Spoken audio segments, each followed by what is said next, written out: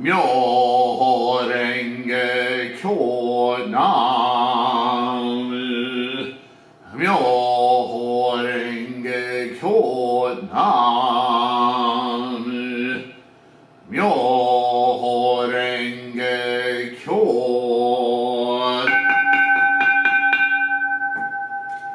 Oh. Hello everyone, I am back. Let's continue with embracing the Lotus Sutra. It is the way of the sutras preached before the Lotus Sutra to say nothing concerning the sutras that would be preached in the future. Makes sense? Only in the case of the Lotus Sutra, because it is the final and ultimate statement of the Buddha's teachings, do we find a clear pronouncement that this sutra alone holds the place of absolute superiority. Quote, among the sutras I have preached, now preach, and will preach, end quote. These words don't appear in any other sutra, only in the Lotus. Hence, one commentary states, quote, only in the Lotus Sutra did the Buddha explain the meaning of his earlier teachings and clarify the true meaning of this present teaching, end quote. Thus we may see that in the Lotus Sutra, the Thus Come One gave definite form both in his true intention and to the methods to be used in teaching and converting living beings. For this reason, it is for this reason, that Tendai stated, quote, after the Thus Come One attained enlightenment, for 40 years and more, he did not reveal the truth. With the Lotus, it's not that he lied, and there's a lot in the Lotus Sutra in the chapters as you read it, where he goes through great pains to explain that because he used expedient means to get people's capacity up to where he could teach them something, it wasn't that he was lying, it's simply that he hadn't completely revealed the end goal. People they didn't have the capacity to understand it yet. Just like dumping a book of advanced physics or calculus on you and expecting you to understand it would be grossly unfair without first teaching you things like math, algebra, so on, right? With the Lotus Sutra, he, for the first time, revealed the truth, the ultimate teaching. In other words, and this was the goal all along, this is why they're calling it truth, because this was the goal of the teaching. We just had to get to this point to where he could say it and have it understood, which is once again an opportunity I will take to explain that although the Lotus Sutra is the superior, the ultimate, the teaching, it isn't alone. It doesn't stand on its own. It must be accompanied by study of all the other teachings, because then we will have the capacity, the understanding of the Lotus Sutra and we will see its obvious position amongst all the teachings, because we'll be able to understand what it's actually saying. In other words, for more than 40 years after the Thus Come One went out into the world, he did not reveal the true teaching. In the Lotus Sutra, he, for the first time, revealed the true way that leads to the attainment of Buddhahood. And that whole sentence is key. Question. I understand what you say about the Lotus Sutra being foremost among all the sutras that the Buddha has preached, now preaches, and will preach, but there is a certain teacher who says that the statement, in these more than 40 years I have not yet revealed the truth, is meant to apply only to the voice hearers, or the sharakas, or the world of learning, I forget what else they were called. It's the stage before Arhat. And actually includes Arhats, who are able to achieve Buddhahood through the Lotus Sutra. It does not apply to the Bodhisattvas, who had already gained the benefit of enlightenment through the sutras preached prior to the Lotus Sutra. What is your opinion on this matter? Answer. You are referring to the view that the Lotus Sutra was preached for the benefit of those of the two vehicles, as I was saying, learning and realization, and not for bodhisattvas, and that the words, I have not yet revealed the truth, therefore applies only to the two vehicles. This was the opinion put forth by the great teacher Tokuitsu, a priest of the Dharma characteristic schools. It has been repudiated by the great teacher Dengyo, who wrote, quote, there is at present a certain feeder on lowly foods who has composed several volumes of spurious writings, slandering the law and slandering persons. How can he possibly escape falling into hell? As a result of these words of censure directed at him, Tokuitsu's tongue split into 8 pieces and he died. Be that as it may, this is the story, so be that as it may, the assertion that the statement, quote, I have not yet revealed the truth, quote, end quote, was made for the sake of the people of the two vehicles is in itself completely reasonable. The reason is that from the very beginning, the fundamental purpose of the Thus Come One's preaching was to open the way to enlightenment for the people of the two vehicles, and the methods of instruction used throughout his teaching life, as well as the skillful means exhibited in his 3 cycles of preachings, were chiefly employed for them.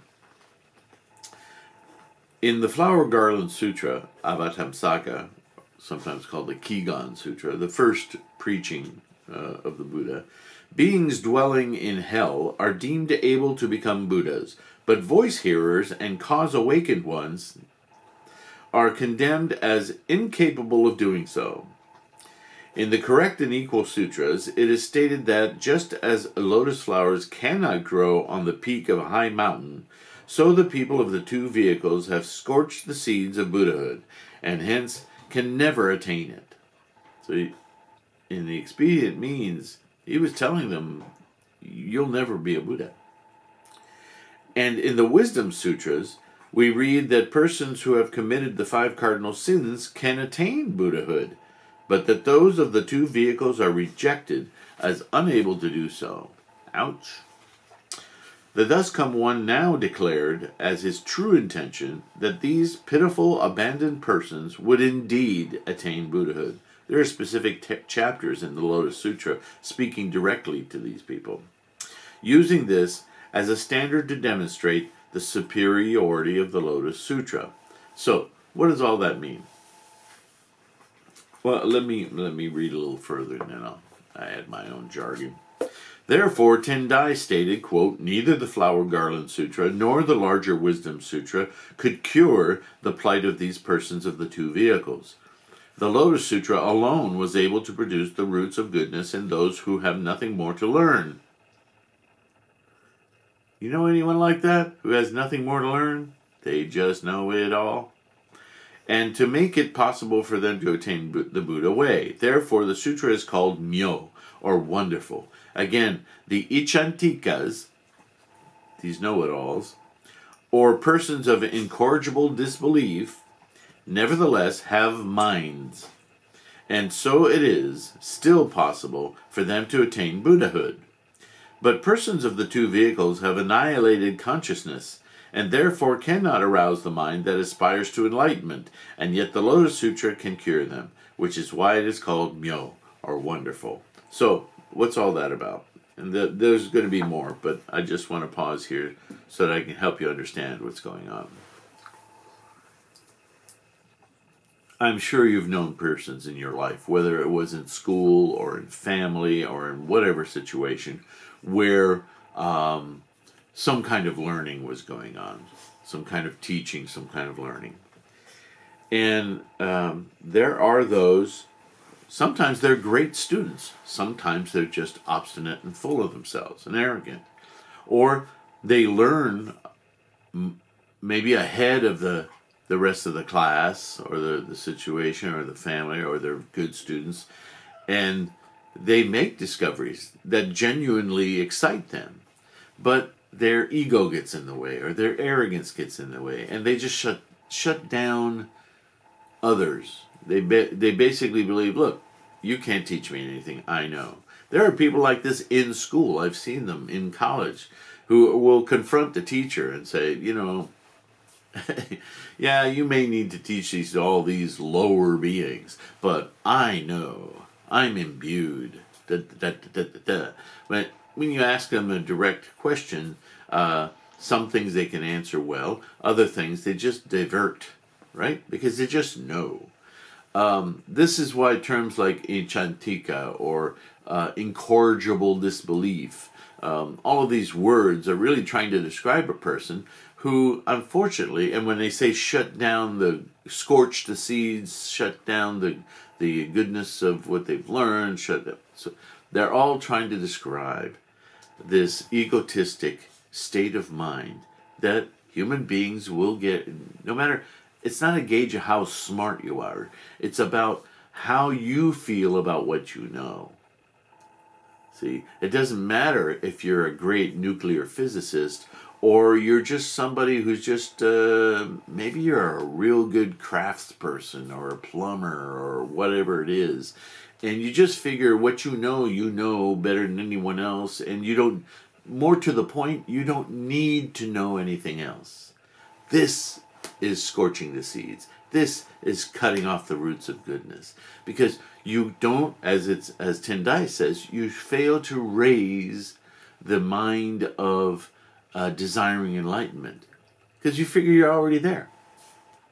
So how do you get somebody like that to experience the enlightened state, the awakened state of Buddhahood, if they figure they're already there? They'll listen to the words, they might parrot them, whatever, but in their minds, with their ego, they shut it down.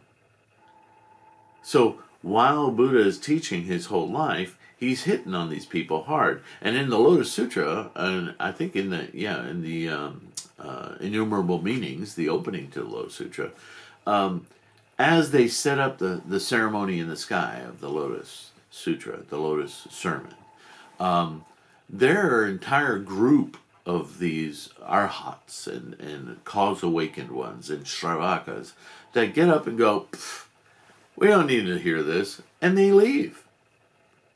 So he specifically addresses them in the Lotus Sutra and says, and he goes, I can't wait for you to leave. Go.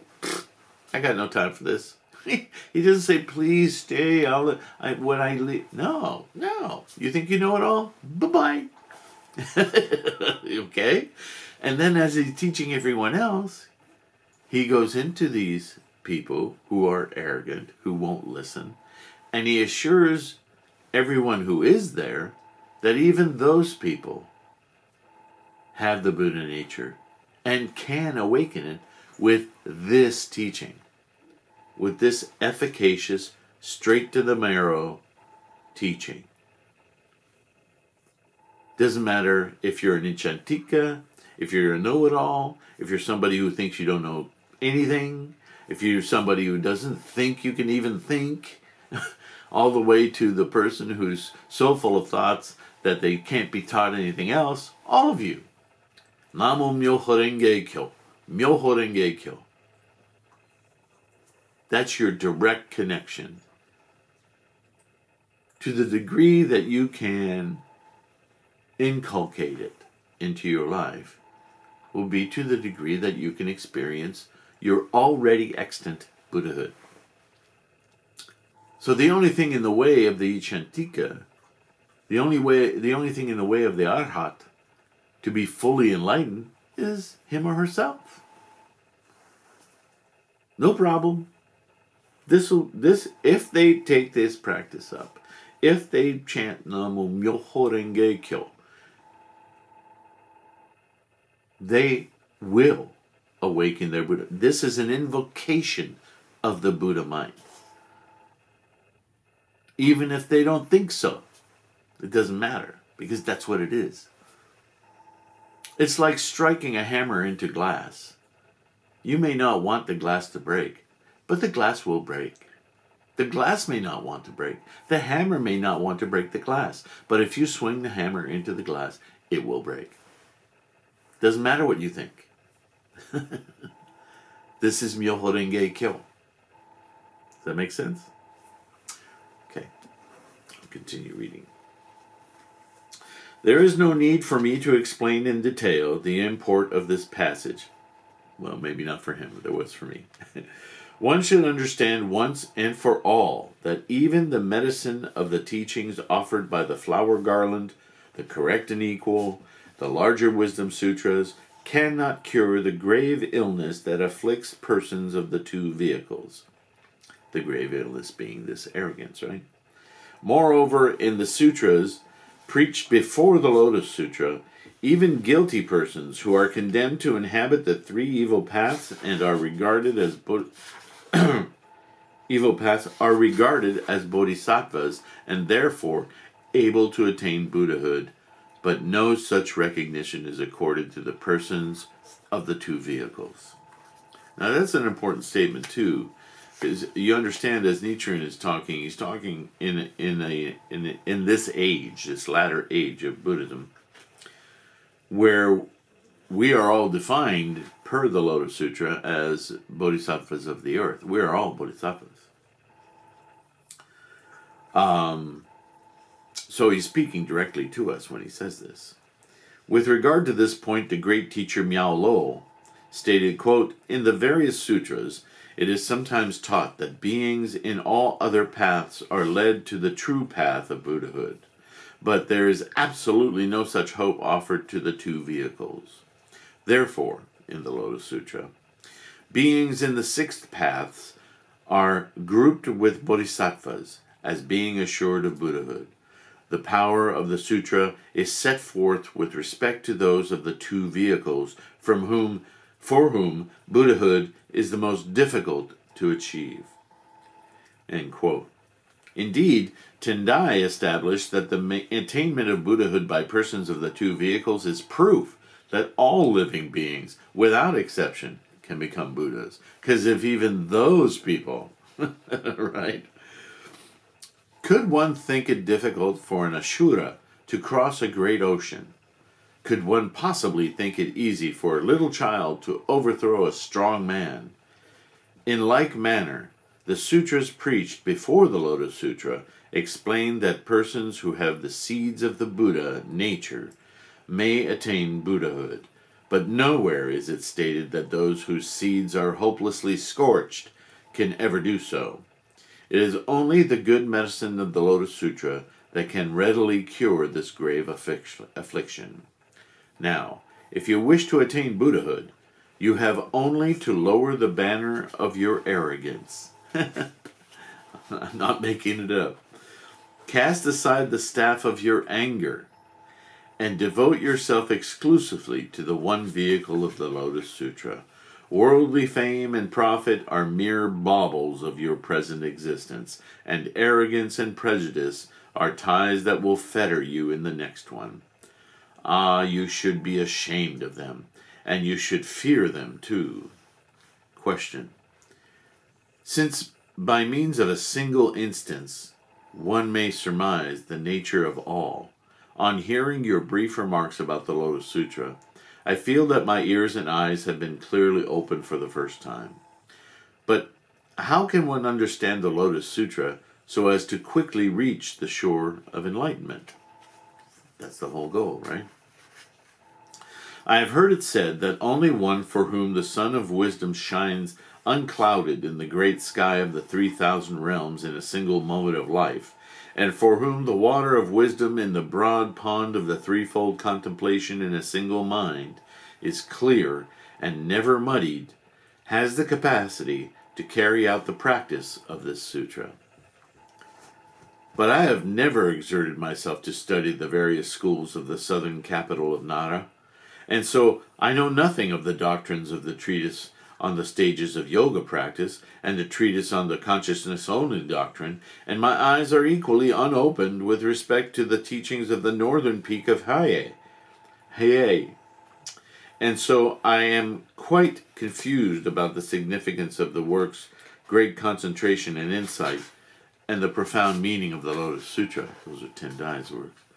With regard to the Tendai and the Dharma characteristic schools, I am like a person with a pot over his head who is standing with a face to the wall.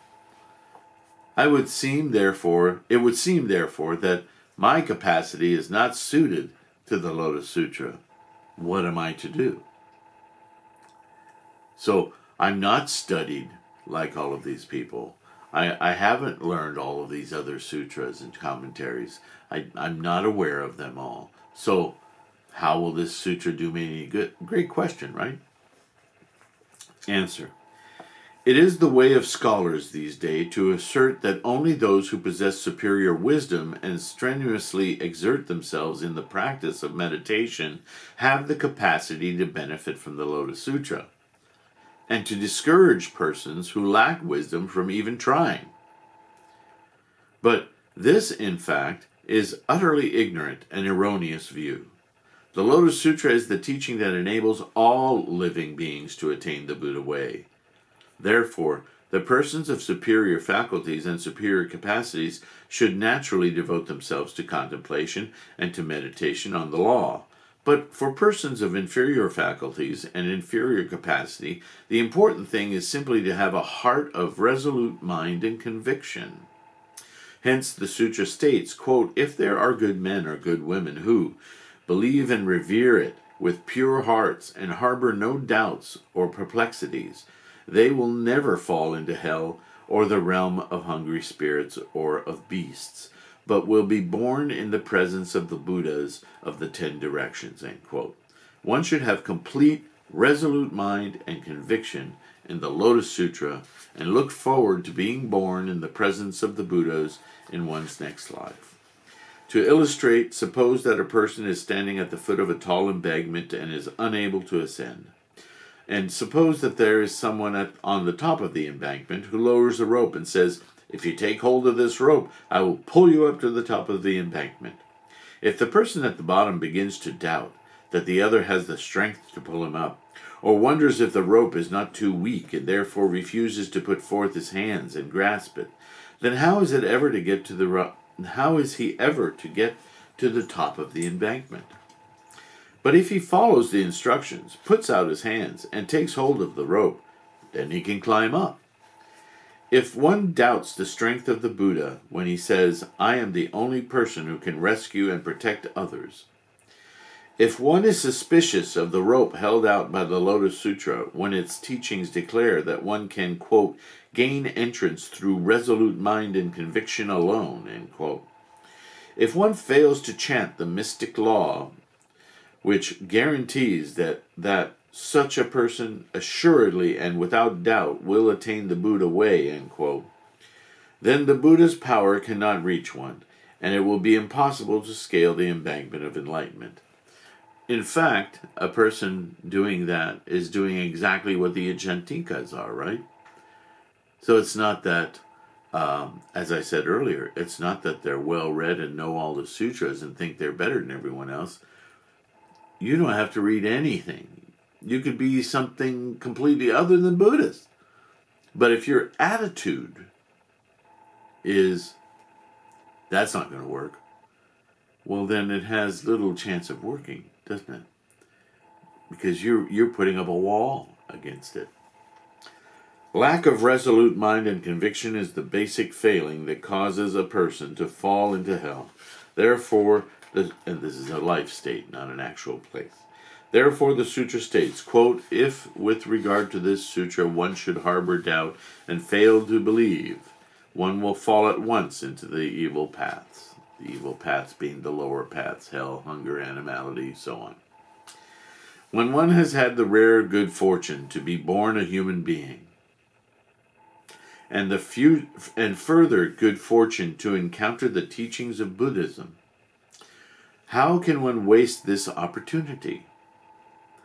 If one is going to take resolute mind and conviction at all, then among all the various teachings of the Mahayana and the Hinayana, provisional and true doctrines, one should believe in the one vehicle, the true purpose for which the Buddhas come into the world, and the direct path to attaining enlightenment for all living beings. These statements are made over and over and over again in many, many different ways. They mean the same thing. The Lotus Sutra contains the teaching that the Buddha became aware of, enlightened to in his lifetime, and the whole purpose of his advent and teaching for the 50 or more years of his lifetime.